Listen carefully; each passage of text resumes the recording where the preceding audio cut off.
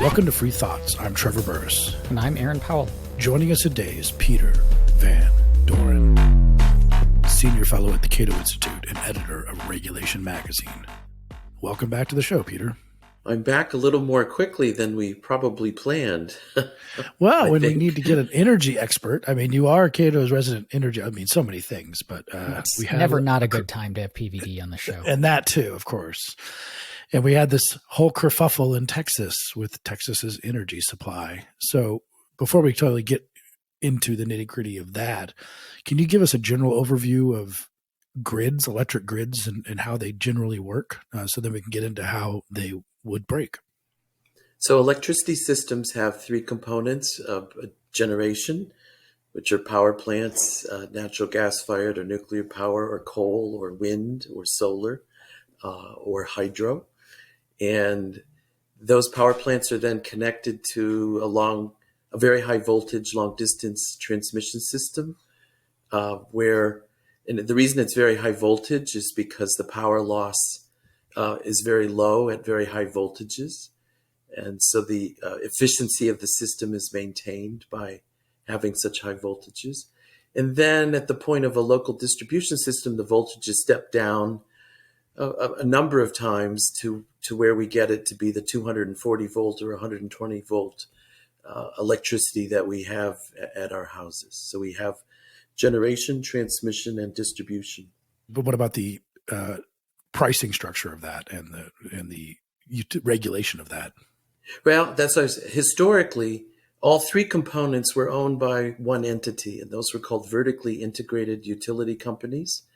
And then in the late 90s and early 2000s, some states embarked on, in effect, chopping that vertically integrated system up into basically three components.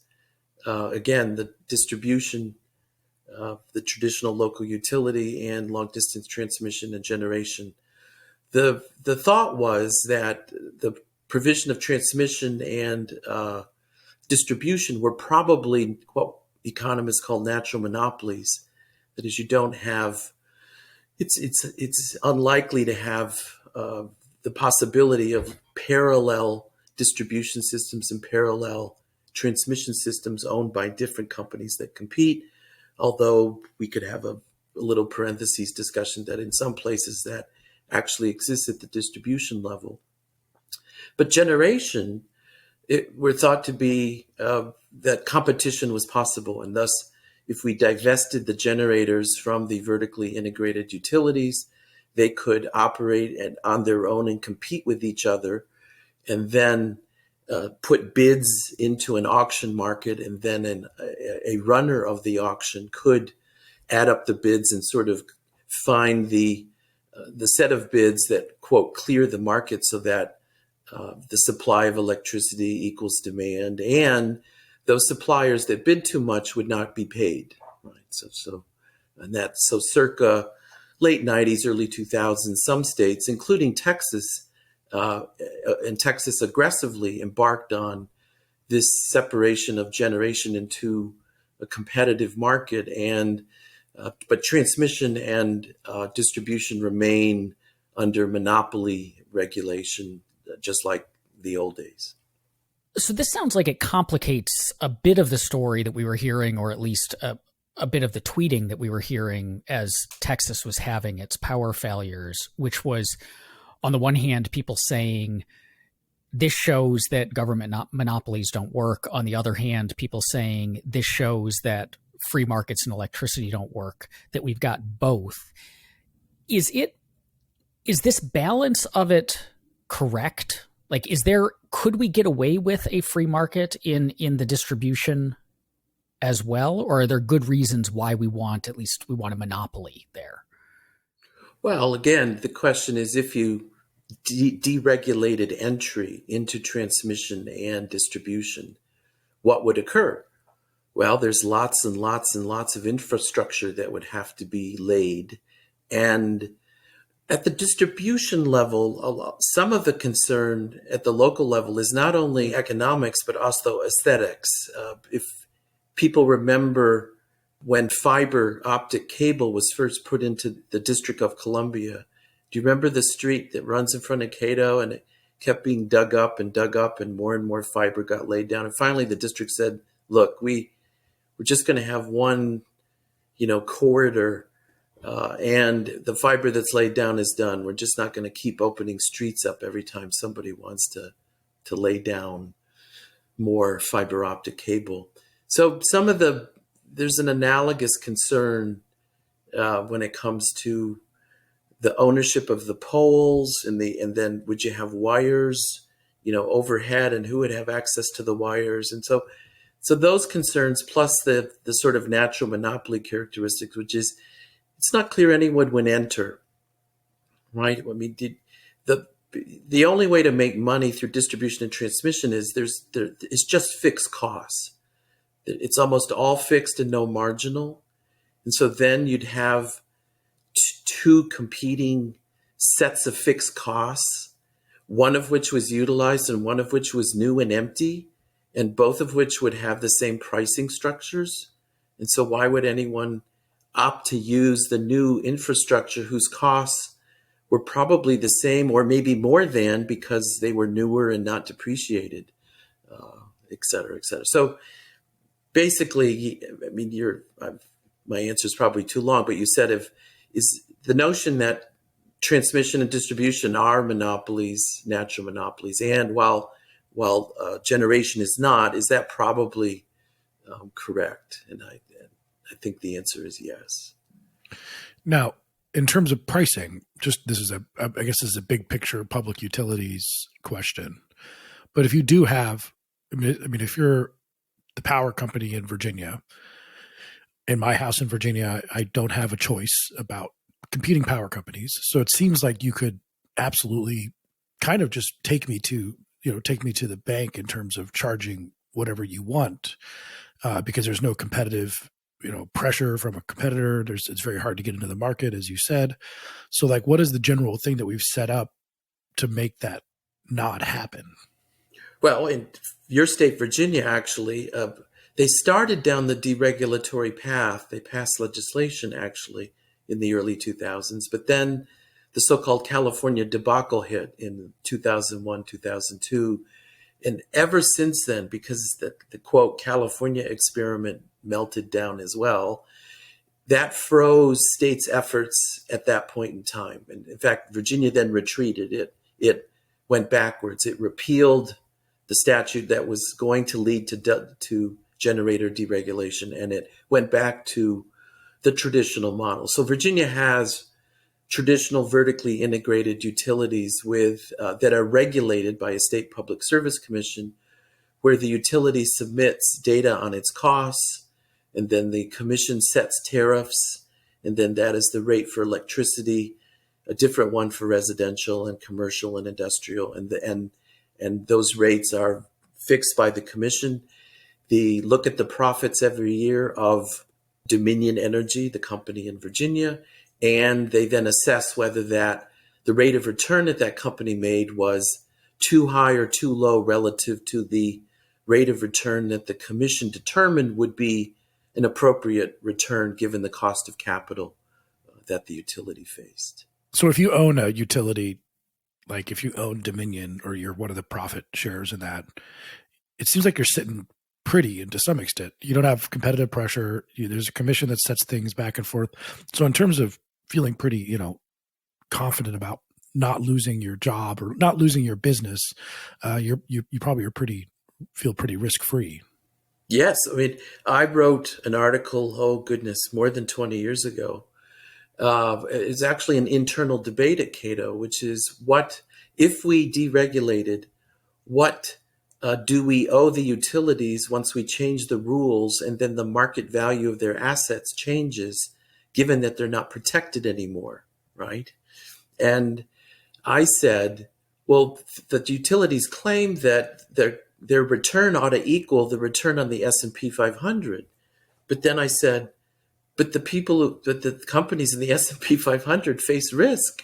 Whereas if you're a rate regulated utility, you really don't. So yes, the the rate of return on regulated utilities has always been more or less like the S&P 500, even though those assets don't face the risk that most of the assets in the S&P 500 do. And I think, at least I argued at the time, that one should treat those kinds of assets more like bonds rather than stocks, and that the appropriate rate of return on capital actually would be lower than the S&P 500. Do these companies, so say Dominion Power that we have in Virginia, it seems like every year or so something happens where everyone gets really mad at them for something, that like power goes down for a while or whatever, but we're mad at Dominion for a while, but then Dominion is still our energy provider. And they've built all of this infrastructure. Do those companies ever get kicked out? Like, is there a mechanism by which, so as Trevor was saying, it feels pretty risk-free, but do they ever say like, look, you've messed it up enough that we're going to bring another company in to take over? Well, technically, they operate under a franchise granted by the Commonwealth of Virginia. And so, yes, that franchise could be revoked, but all the physical assets would remain. You just basically would have a different, I mean, you could revoke the charter. You would then give it to some other entity, probably just another out-of-state vertically integrated power company. And then those executives would then run the same system under a rate of return regulation. And then one would see whether or not the performance did or did not get better. We actually had something like that in Maryland. The transmission and distribution assets, even in deregulated states like Maryland, those are still monopolies. In Maryland, those assets of Pepco were the local Washington, D.C. power company, were purchased by a company called Exelon. And it turns out Exelon does have a better maintenance record. I mean, the big issue for the distribution and transmission systems is, do they maintain the trees? Do they cut the trees down so that during storms, limbs don't cut down or fall onto the local distribution system and lock the power out? For the transmission system, the issue is whether the trees are cut enough in the transmission corridor so that sagging transmission lines in the summer don't contact tall trees and then arc out and then short the system. The big blackout in the Northeast, what was that, 2001 or 2 or 3, somewhere in there, maybe 2003. That blackout was caused by sagging transmission lines in Ohio touching trees in the transmission corridor and then arcing out and shutting off power basically to 50 million people in 12 states or something like that. And so, yes, the tree management is actually the biggest issue for local distribution systems, and that's what prevents power outages during storms, is making sure that tree limbs and trees aren't overshadowing the local distribution line, so that when the ice or the winds hit, that everything doesn't fall down. So in that sort of broader picture, how has Texas set up its power system, and how is it a little bit different than the other states? Well, Texas is of the deregulated states, Texas is the most radical in two ways, which are separate, actually. One predates the deregulation, and that's Texas does not have alternating current connections to any other state.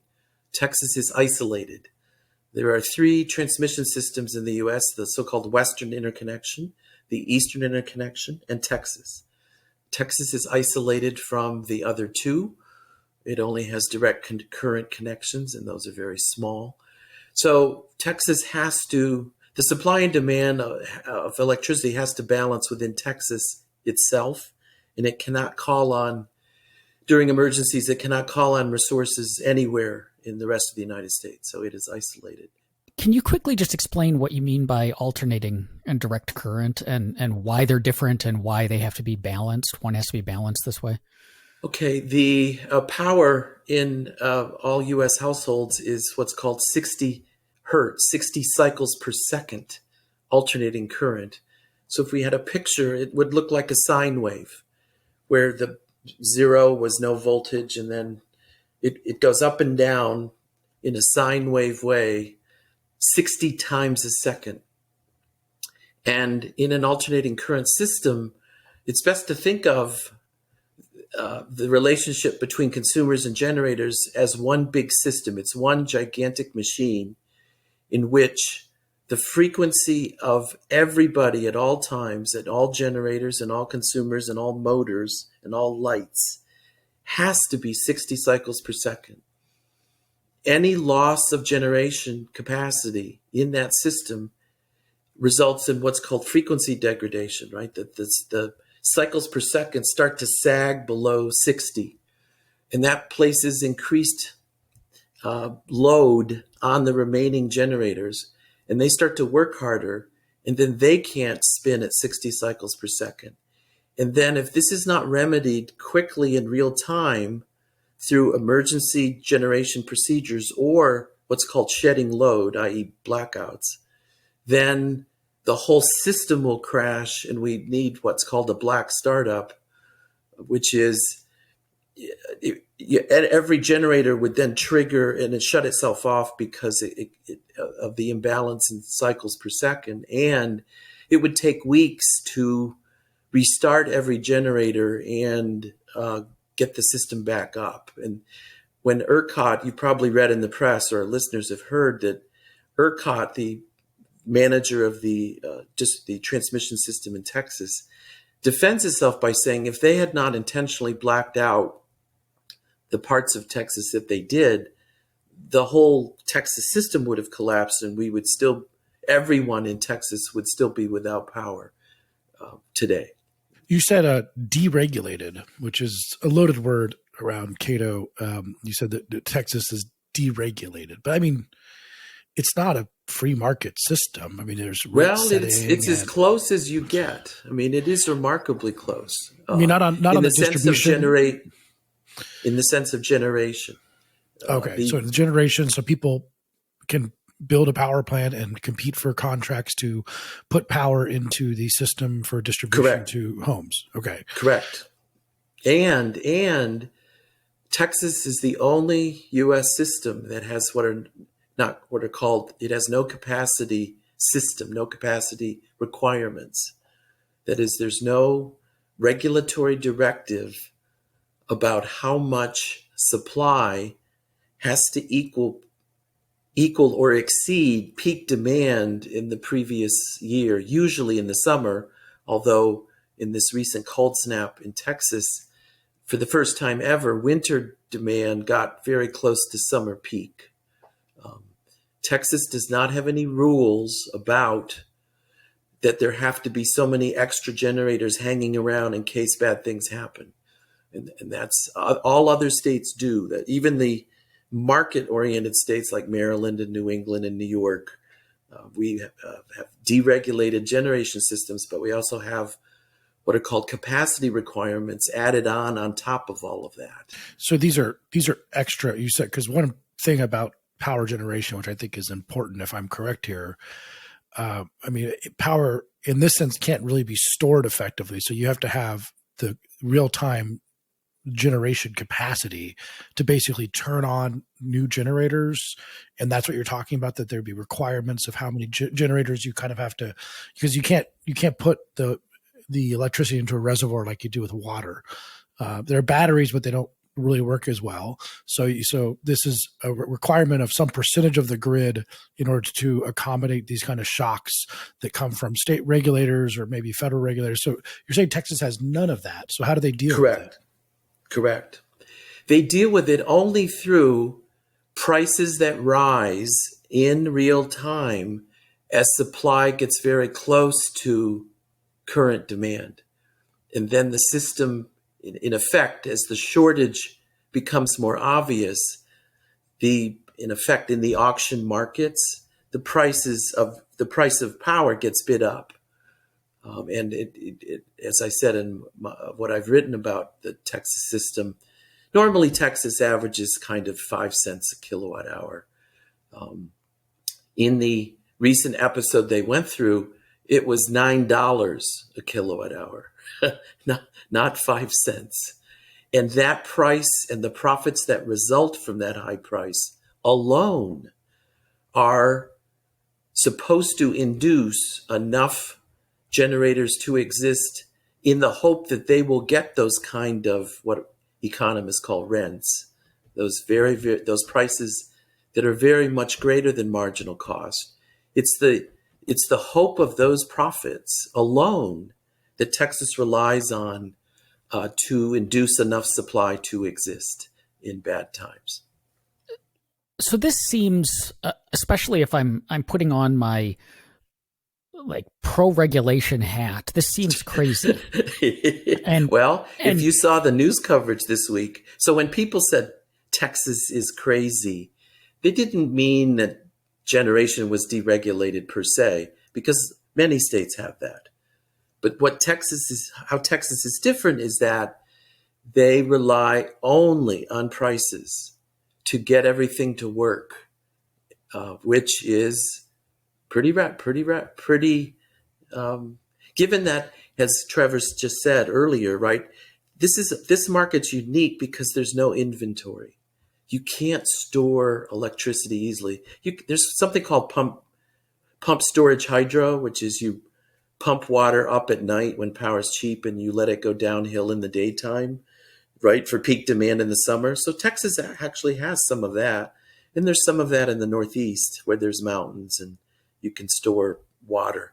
But that doesn't last very long, right? These are not, pump storage hydro is meant for peak demand in the summer for a few hours. It's not meant to be a backup source for days like what we just saw. So let me just talk through how I am understanding this to see, because it sounds like kind of exactly the sort of setup that is built to make people think markets are the worst solution to this kind of thing. So we've got a bunch of companies competing to supply power, but they can't store it. So they have to essentially guess how much power is going to be needed by the people of Texas at any given time and produce as close to exactly that as they can manage. They have not been required to bring on backup generators in case there is a power spike. And generators, you could build a bunch of backup generators, but if they just sit unused, then that's like probably significant capital costs that you may never see a return on investment on. And so there's a little bit of a playing the risk, right, of guessing, because as you said, if there's a spike, the price is going to go up. But even if that price goes up by 1,000%, it's not going to you can't install generators fast enough to like up the amount of power that's available. So the generators have to have been built in, long before this, in anticipation. But then you're asking the companies to weigh the risks of basically, it's going to cost me X number of dollars to install generators that may not ever get used or maybe get used once every 100 years. And so I have a cost times a kind of probability of recuperating that cost, versus there may be a huge event that spikes the price, but then I have to guess whether the money I'm going to make from that spiked price is going to equal or hopefully exceed the money I would have put into building the generators, to meet that extra need. So this seems to be pushing a really critical thing, namely the power of, the ability of people in Texas to have power to heat their homes and turn on their lights, entirely in the hands of companies wagering profits against, in this case, what a cold snap that was the first time in 120 years or something. So longer than a lot of these companies have even been around. This just seems, is it really that kind of nonsensical? Because I'm looking at this and it seems like, well, the obvious solution would be to say you have to have a bunch of backup, or for the state to pay for a bunch of backup. First, I want to honor Aaron he's now an honorary member of the Center for American Progress. And you have exactly stated what has been repeated in the last week and a half over and over and over and over and over again. I'll push back slightly, and in the following way. The analysts have predicted that the Texas system could never work ever since it was first created 20 years ago. And yet, except for two instances, one in 2011 and one last week. It has worked in the sense that there is that's what's called the capacity margin, right? The excess capacity in the Texas system above and beyond last summer's peak has basically been in the kind of 8 to 12% range. Whereas in the Northeast, we're in the high 20s. Okay, so it's certainly fair to say that the backup stuff in the Texas system, the backup generation capacity, is the lowest in the country. But it is not absurdly low. And in fact, a paper I've written, a little blog post I've written, I dug around in papers and said, up until this week, when the 30% in the Northeast looks like a good deal, academic criticism of the capacity markets outside of Texas has been intense because everyone argued the capacity was way too high and resulted in excess costs for consumers all the time, as you correctly stated. That it's just lying around, it's never used, and people get sick of paying for that in their average rates. The capacity market design in the deregulated states that have them, their intention is to have capacity about in the 15% range. And yet in actuality, they have capacity almost double that. So here's my pushback intellectually against the Center for American Progress view, which is, okay, yeah, have a Texas capacity requirement. But guess what? Where states that have those requirements, they only say 15%. And the loss of generation capacity in Texas was so large. I initially thought it was somewhere around a third, but the latest I've read, believe it or not, is that it may have been at its peak more than half. 52,000 megawatts out of an 80 some odd thousand megawatt system was probably offline at the worst part of the debacle in Texas. So that doesn't exist. So there's like not a power system that exists that would be, unless you had absurd capacity requirements of more than 50%. Well, no one had. That's what I'm saying. A well-run capacity system up until this point was thought to be 15. And to be sure, the Northeast has more than that. But academics have criticized the organization of those capacity markets for defects that they have said have led to excessive capacity. Now, no one's going to write a paper like that in the next few months, I suspect. But I found a paper saying it before we know what happened in Texas. And now the question is, there's just trade-offs, which is you run Monte, you both Aaron and Trevor, you said it well, which is you can run these Monte Carlo simulations of, all right, now and then stuff happens. And then the question is, does it pass a cost-benefit test? How worried about rare events should you be? And there have been studies that do that, and they try to value what's called loss of load. How valuable are kilowatt hours to customers? And Texas actually ran such an exercise.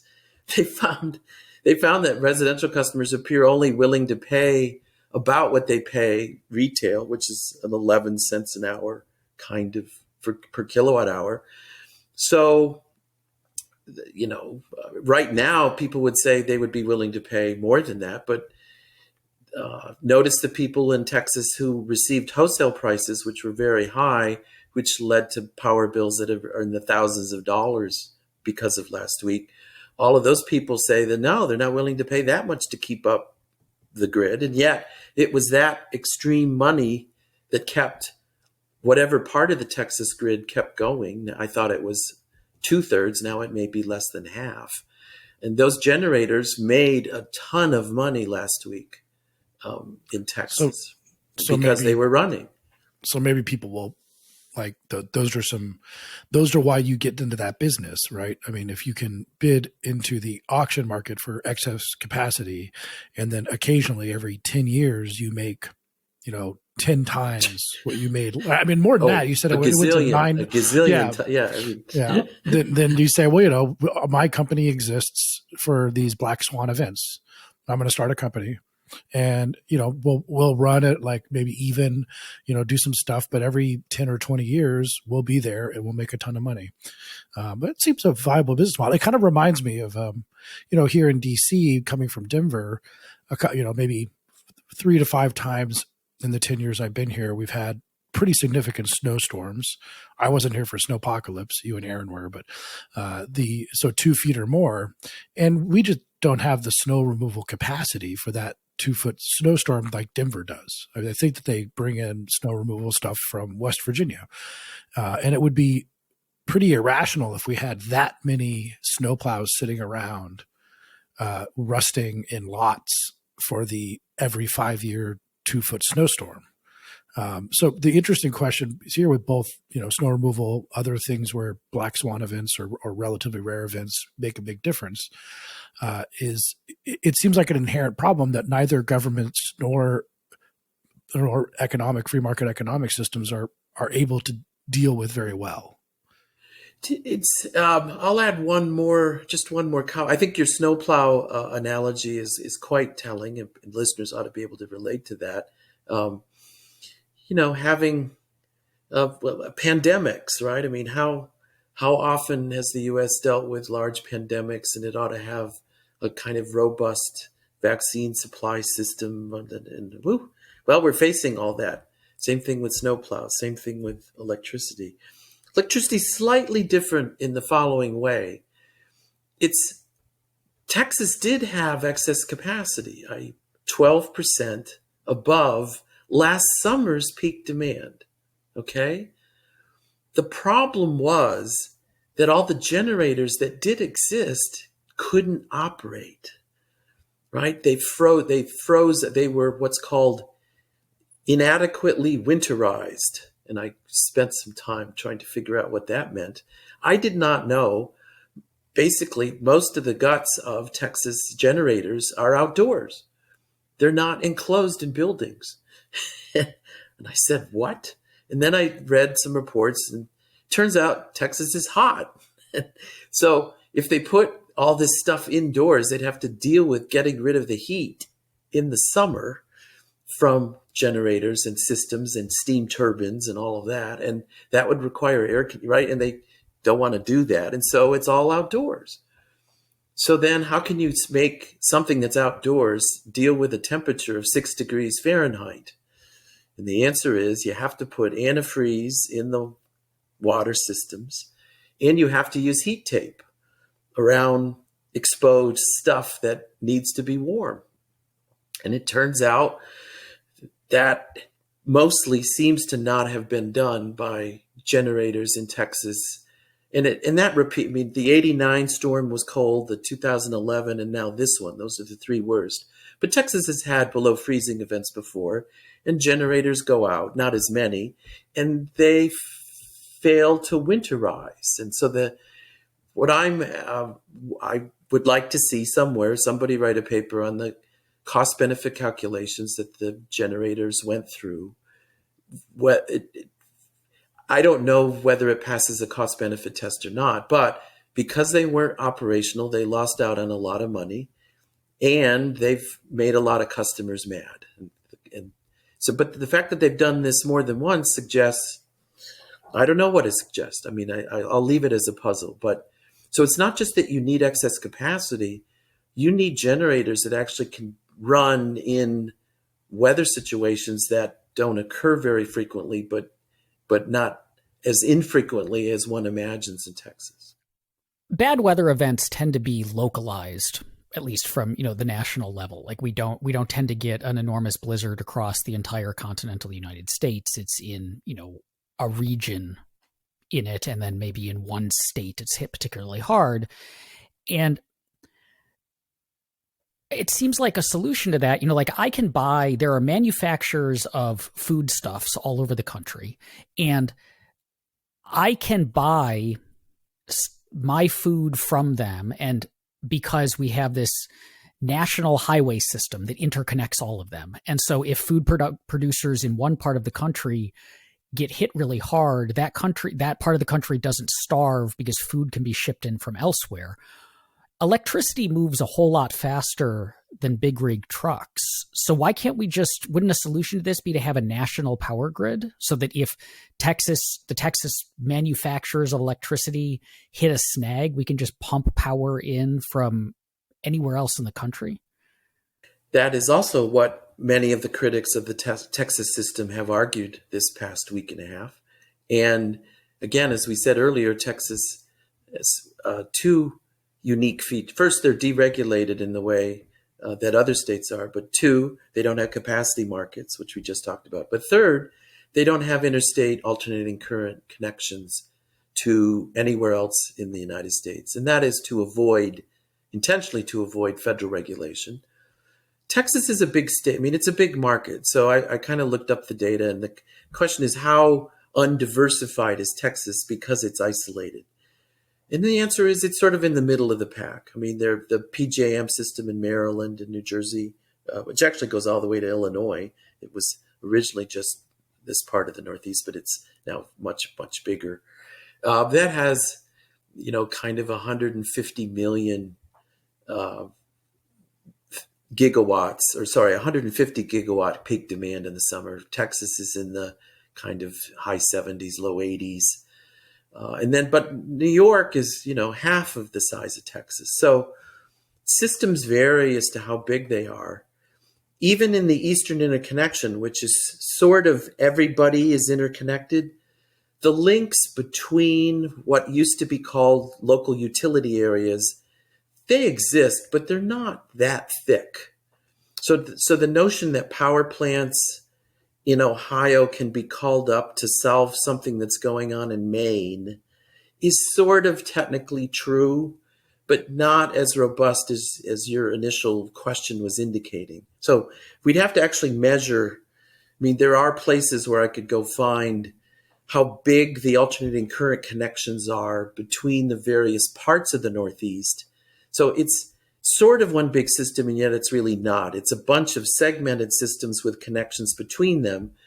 Texas has no connection. So the issue is, if it were connected to Louisiana and Oklahoma, which also were cold, by the way, we'll find out eventually when the report is issued how much power generation capacity was available in nearby states that also were cold and also faced large demand, and how much of it, had Texas had connections, would have been available to kind of help bail Texas out.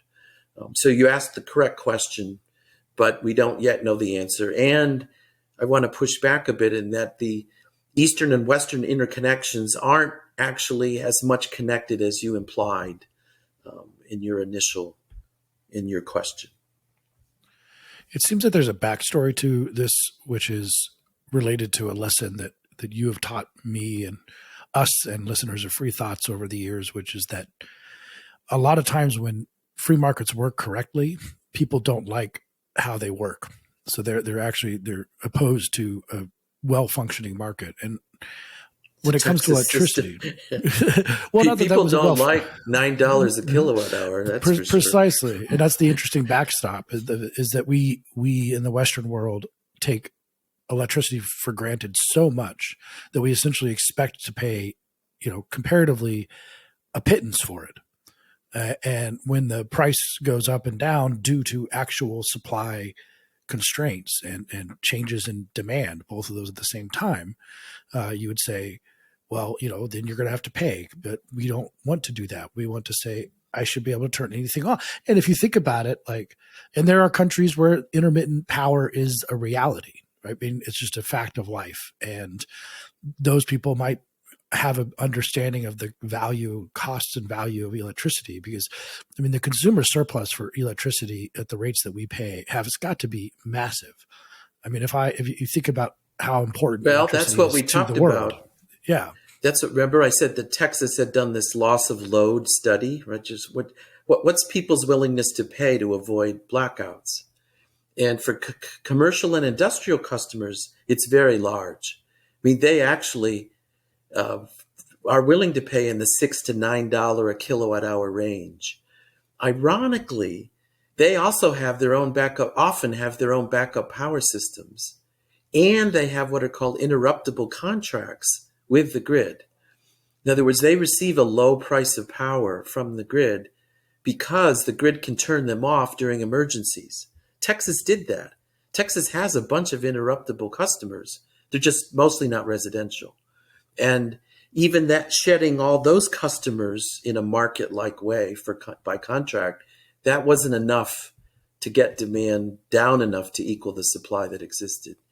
But it's much rarer for residential customers to be willing to be interrupted.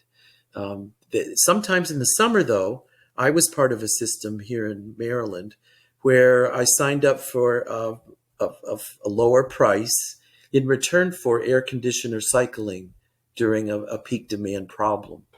And you can do that. People, that's available almost everywhere, and people do that. And then, but it's a select kind of people, right? The people that they have knowledge, they know what's going on, and it's not that they're cut off, they're just cycled. Whereas in Texas, what happened is the cycling and the interruptible contracts weren't enough. They actually had to cut off people who thought they had total reliable fixed price, contract power.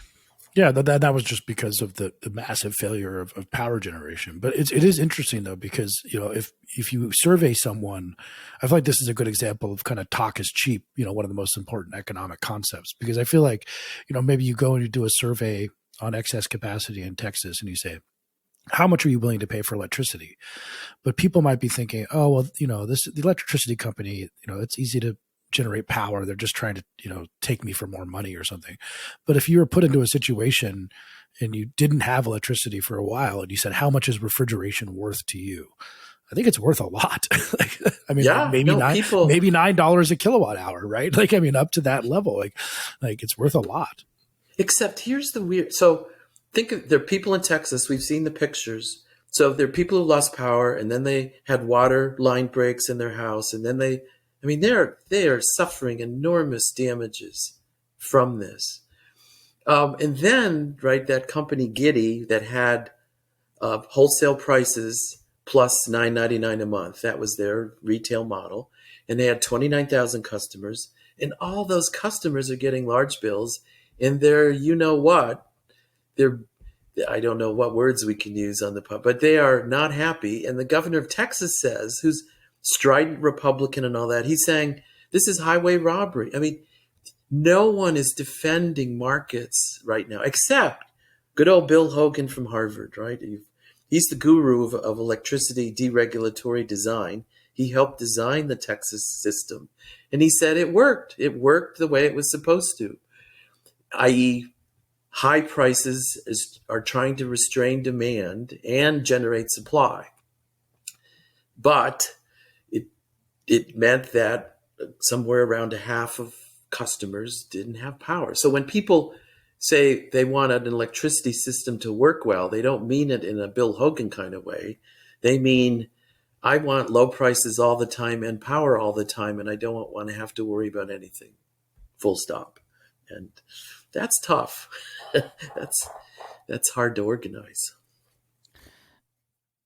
So given the story that you've told us today of how this works and what went wrong, and given how damaging this turned out to be for the people of Texas, and so we in an ideal world would not have something like this occur again, and given how many people, including our friends at the Center for American Progress, are kicking around policy solutions to all of this. From a public policy perspective, what, if anything, should we do or can we do to try to make it so that the next time Texas gets hit by weather like this, it doesn't end up being as much of a problem? I guess for me, the biggest, or I think the cheapest way to resolve this and create stability for the future is to have a much more engineering and cost benefit discussion of what's called winterization of both the electric generation system. The fact they use lots of water. Not only that, I found out by deep reading that a lot of the sensors that these power plants use are based on Venturi tubes that have standing water in them, and the water froze, and then that trips a circuit that says the plant has to go offline, not because the plant couldn't run, but because its sensors couldn't tell it enough. And the sensors are water-based. Okay, is there another, so there's lots of little Mr. Fix-It kind of things of the winterization sort, I think, that probably pass a cost-benefit test and wouldn't lead to extraordinary average cost increases. Because, yes, they're lying around most of the time, but we're talking heat tape and antifreeze. So if I read correctly, again, I could be wrong. But so that's possibility number one. And the mystery is, how come so many generators don't seem to do it? I don't know. The second thing has to do with the natural gas system. In the writing I've done, I said one possibility that is, you see allusion to it in the media, which is the power plants were ready and up and could run, but their natural gas supply was cut. So then you go, well, what makes natural gas systems cut? And the answer is there's water in natural gas as it comes up from deep under the earth. That water can freeze if at the wellhead you don't have ways to, in effect, heat the output of the well enough so that the water doesn't freeze. Even if you do that, there's water stored at all natural gas wellheads because water is a byproduct of natural gas production.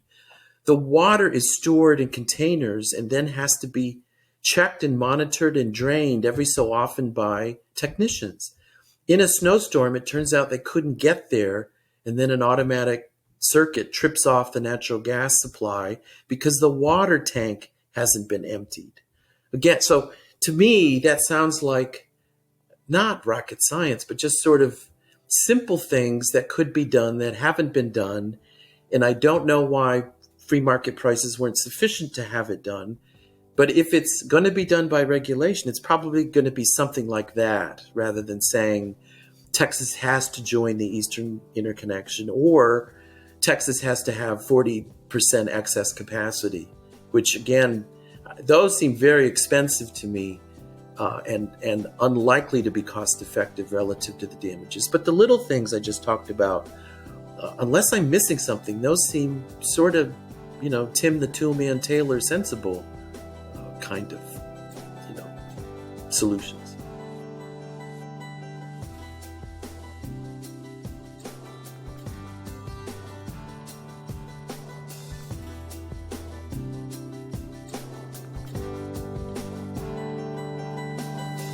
Thank you for listening. If you enjoy Free Thoughts, make sure to rate and review us in Apple Podcasts or in your favorite podcast app. Free Thoughts is produced by Landry Ayers. If you'd like to learn more about libertarianism, visit us on the web at www.libertarianism.org.